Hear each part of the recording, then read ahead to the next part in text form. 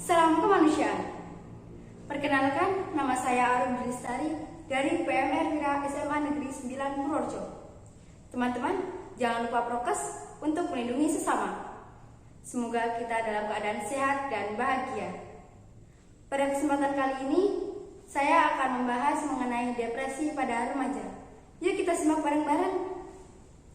Nah, beberapa waktu lalu di Indonesia muncul kasus bunuh diri oleh seorang remaja yang berusia 16 tahun. Dia mengonsumsi obat keras. Tidak hanya itu, sebenarnya masih banyak lagi kasus-kasus yang serupa. Lah, kok bisa sih? Apa sih yang menyebabkan seseorang mengalami hal tersebut? Nah, kalau ditanya alasan dan sebabnya, pasti banyak sekali. Dan saya pun tidak berani bilang dengan pasti terkait alasan dan sebab mereka bunuh diri. Tapi jika ditanya apa saja faktor-faktor menyebabkan mereka bunuh diri, tentu saya punya jawabannya. Faktor-faktor resiko pada bunuh diri itu ada pada depresi. Depresi terjadi pada siapa saja tanpa terkecuali pada remaja. Apa sih depresi itu?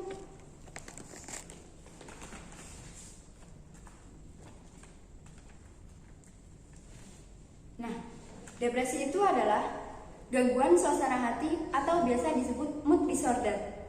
Seseorang yang mengalami mood disorder cenderung tidak memiliki motivasi dan menangis berlarut-larut. Nah, jenis-jenis depresi ada 3. Depresi pertama yaitu depresi ringan. Depresi ringan biasanya ditandai dengan merenung, menyendiri. Lalu yang kedua, depresi sedang. Depresi sedang biasanya ditandai dengan sifat yang murung, cemas, kesal, atau sensitif. Dan yang terakhir, depresi berat.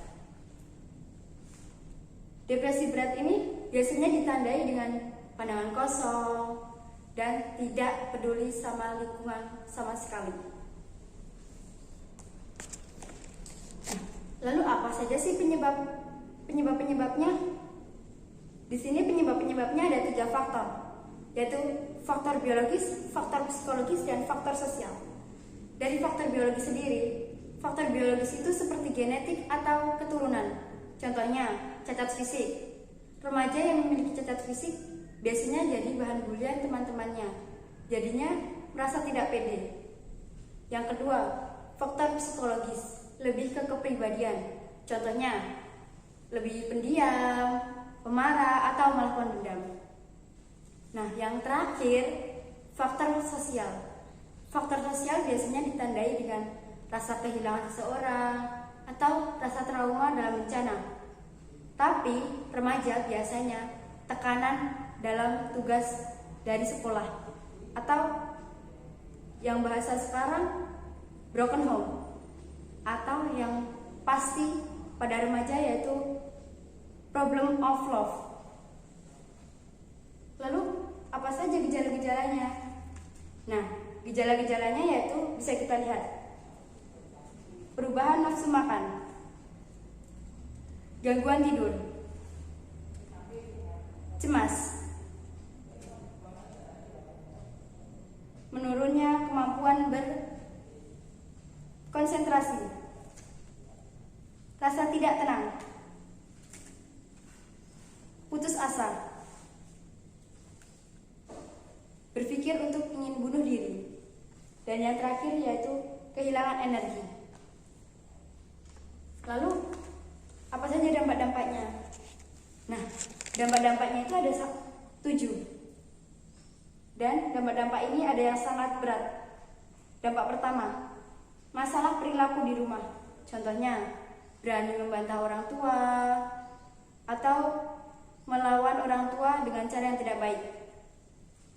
Yang kedua, merasa sering bersaing atau mudah tersinggung. Dan yang ketiga, presentasi di sekolah menurun. Keempat, memiliki masalah sosial. Contohnya, tidak peduli dengan lingkungan sekitar.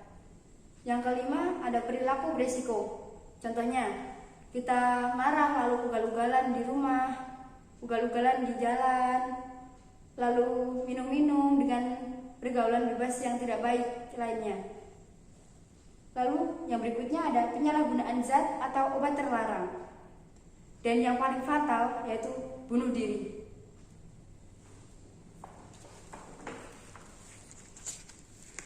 Nah, lalu bagaimana cara mengatasinya atau cara penanganannya remaja yang mengalami bunuh diri? Cara menangannya adalah 1. Menawarkan diri menjadi teman bicara. 2. Menunjukkan mereka tidak sendiri. 3. Motivasi melakukan aktivitas yang disukai. Keempat, hindari konsumsi alkohol dan obat terlarang. Yang kelima yaitu menerapkan pola hidup sehat atau makan makanan yang bergizi, 4 sehat 5 sempurna. Dan yang terakhir yaitu konsultasi dengan pihak medis seperti psikolog, psikiater. Nah, di sini juga ada cara mengatasinya supaya remaja tidak mudah depresi. Yang pertama, kita harus selalu berpositif thinking. Yang kedua, kita harus selalu bersyukur dan ikhlas dalam menjalani apapun. Yang ketiga, kita harus selalu menjalin komunikasi dengan siapapun, entah keluarga, sahabat, kerabat, dan teman lainnya. Yang keempat, jauhi diri dari pergaulan bebas. Yang kelima, terakhir, pendekatkan diri dengan diri sendiri dan sayangi diri sendiri, dan jangan lupa menjadi diri yang pemaaf. Ingat, yang dapat mendiagnosa kita depresi dan lain-lain hanya para ahlinya, psikolog atau psikiater. Selama kamu belum mendapatkan diagnosis depresi, jangan pernah kamu kasih stigma pada diri sendiri. Kalau kamu tidak nyaman atau terganggu dengan permasalahannya, tidak ada salahnya pergi ke guru BK, orang terdekat, orang yang dipercayai, atau psikolog atau psikiater. Nah, jangan khawatir jika kamu salah satu seorang yang terkena depresi. Tenang, depresi bisa dicegah dan bisa ditangani semuanya. Karena depresi itu adalah gangguan kesehatan mental yang umum. Kamu tidak sendiri. Demikian paparan dari saya mengenai depresi pada remaja. Terima kasih. Semoga bermanfaat bagi kita semua. Wabillahi taufiq wal hidayah. Wassalamualaikum warahmatullahi wabarakatuh.